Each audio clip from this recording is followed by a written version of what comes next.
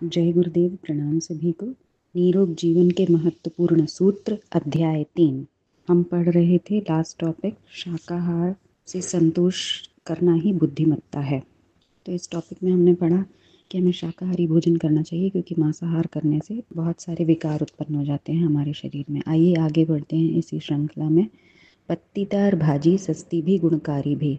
चौलाई पत्तीदार सब्जी है जिसके बोने लगाने में किसी प्रकार का परिश्रम नहीं करना पड़ता।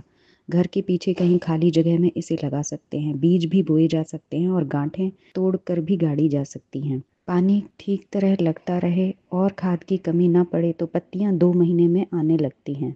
तोड़ लेने पर फिर नई कोपलें उग आती हैं। इस प्रकार 10 पेड़ लगा देने पर एक परिवार के लिए रोज के लिए साग बन सकता है। लागत कुछ नहीं।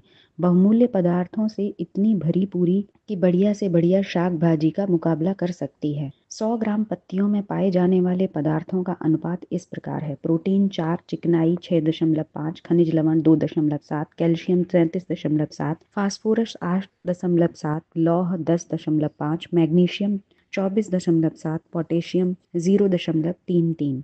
इनके अतिरिक्त भी बहुत से खनिज और लवण चौलाई में पाए जाते हैं जो भोजन की अपूर्णता को दूर करते हैं। पत्तियों में खुज्जा होता है, वह पेट साफ करने के काम आता है। पालक, मेथी आदि कई शाकों को लोग बड़े परिश्रम से बोते हैं, फिर भी वे हर मौसम में जिंदा नहीं रहते। चौलाई की यह विशेषता है कि वह हर महीने में जीवित रहती है। यह वर्षों काम देती है। पत्तेदार शाकों में चौलाई अपने ढंग का अनोखा है।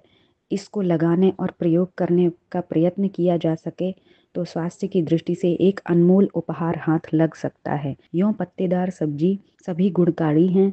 वे आंतों की सफाई करती हैं। जिन्हें दस्त साफ नहीं होता उनके लिए वे बुहारी का काम करती हैं। बथुआ, पालक, मेथी, चने की पत्ती, सरसों की पत्ती में इनमें न्यूनाधिक मात्रा में समान गुण हैं। दैनिक भोजन में एक भाजी पत्तीदार नित्य रखी जा सके तो यह स्वास्थ्य की दृष्टि से बहुत उपयोगी है। इनका उगना बहुत सरल है। खाद पानी की उतनी जरूरत नहीं होती है और न बढ़िया जमीन तैयार करनी पड़ती है। मामूली खाली जगह में इन्हें आसानी से बोया जा सकता है। पत्तियां तोड़ लेने के बाद नई कोपलें फिर से निकल आती हैं। इस प्रकार एक बार लगाया गया पौधा महीने में 10 बार तोड़ा जा सकता है। यह सस्ता भी इतना है कि गरीब से गरीब व्यक्ति भी अपने घर के आसपास बो सकता है या पास पड़ोस से मुफ्त प्राप्त कर सकता है।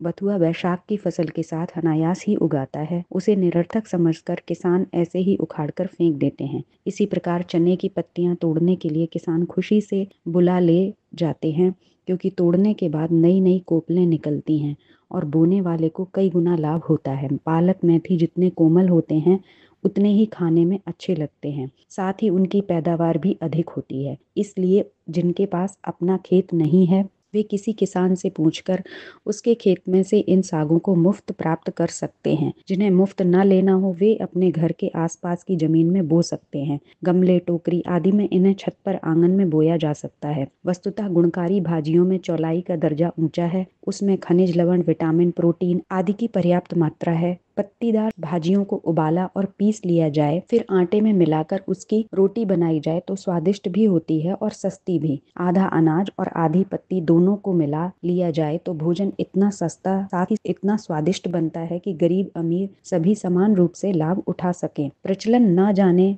क्यों इसका नहीं है। हमें पत्तीदार भाजी को अधिकाधिक प्रयोग में लाना चाहिए। तो इस टॉपिक में गुरुदेव ने हमें बताया कि जो पत्तीदार भाजियाँ होती हैं, चौलाई है, बथुआ है, पालक है, मेथी है, इनको हमें अपने भोजन में उपयोग में लाना चाहिए। इनमें बहुत सारे विटामिन, खनिज लवण इत्यादि होते हैं जो हमारे शरीर को बहुत आसानी से मिल जाते हैं। हम इसे पीस के आटे में भी मिला सकते हैं तो उससे हमारी रोटियां स्वादिष्ट भी बनेंगी और पौष्टिक भी रहेंगी। तो आज के लिए इतना ही। जय गुरुदेव। प्रणाम सभी।